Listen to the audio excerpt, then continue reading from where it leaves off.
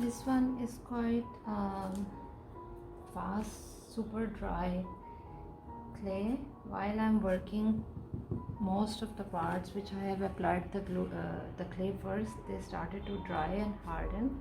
That's why I kind of enjoyed working with this clay. So I will be uploading the video of this clay very soon. So stay tuned to watch my upcoming video. I hope so. Will be the clay recipe. You can see it started to be very hardened now.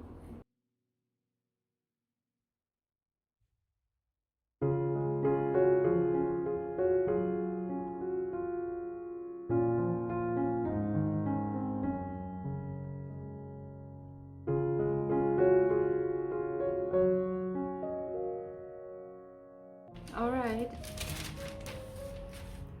let's try. I just wanted to check and make sure if this type of clay will get any cracks or something, but gladly it doesn't get anything, any cracks or fall off or something like this.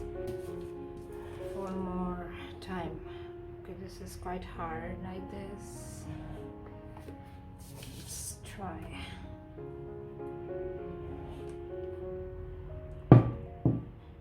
Okay.